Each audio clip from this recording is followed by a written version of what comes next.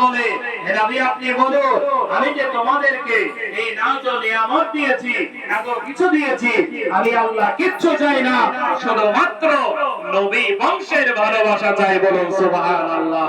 অতএব আমি ইয়াজিদের ছেলে হুর এই নবীর বংশের বিপক্ষে যাব, এটা হতেই পারে না।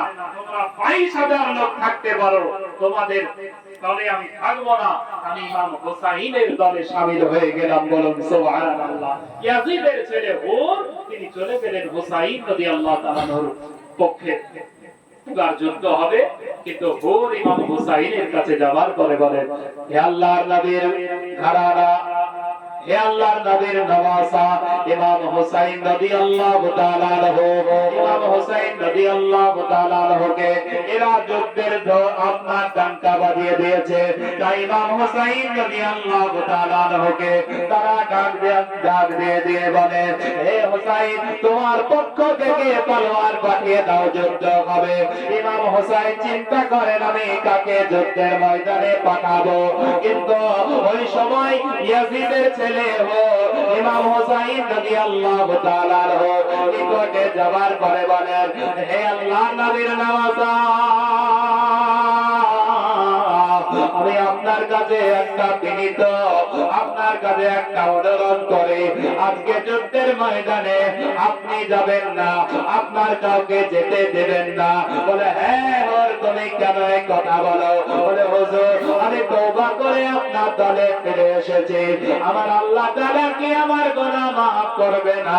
ওর বিন ইয়াজিদের কথা শোনার পরে ইমামে আলী মাকাম ইমাম হুসাইন রাদিয়াল্লাহু তাআলা তিনি বলেন, হ্যাঁ ওর শুনে নাও, আমার আল্লাহ তাআলা তিনি কোরআনে পাকের মধ্যে জানিয়ে দিয়েছে, আমার আল্লাহ তাআলা তিনি বলেন, কুল ইয়া ইবাদিয়াল্লাযীনা আসরাফু আলা আনফুসিহিম লা তাকনাতু মির রাহমাতিল্লাহ।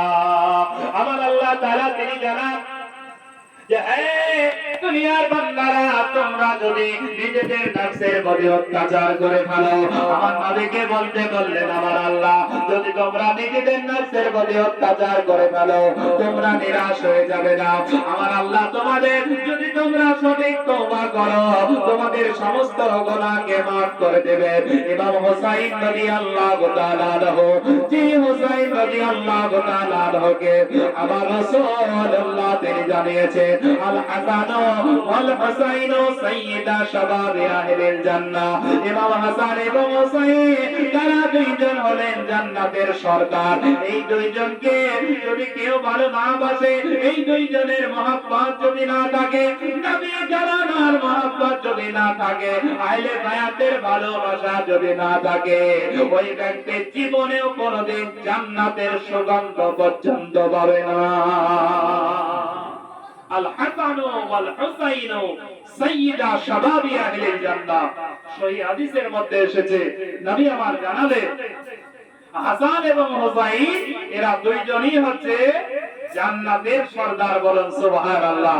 আচ্ছা বলুন তো, জান্নাতের সরদার, যুবকদের সরদার, জান্নাতের যুবকদের সরদার, তিরমিজি শরীফের 3768 নম্বর হাদিস। হাদিসটি বর্ণনা করেছেন হযরতে আবু সাঈদ আল খুদরি রাদিয়াল্লাহু তাআলা।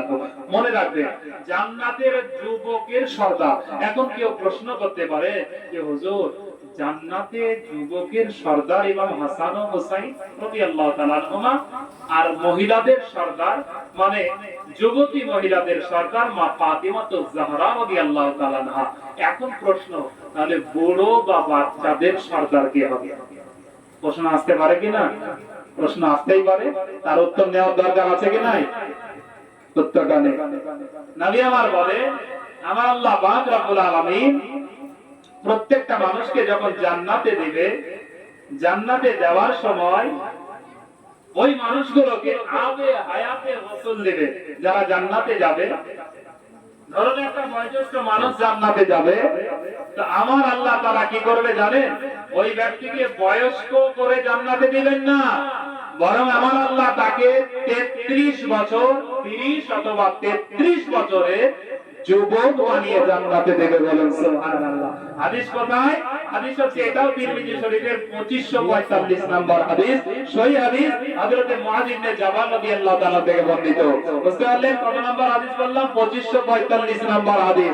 তাহলে যুবক ছাড়া বড়দেরকে জান্নাতে দেবে না, এর মানে হচ্ছে যেই বয়স্ক মানুষটাকে আল্লাহ জান্নাতে দেবে তাকে বয়স্ক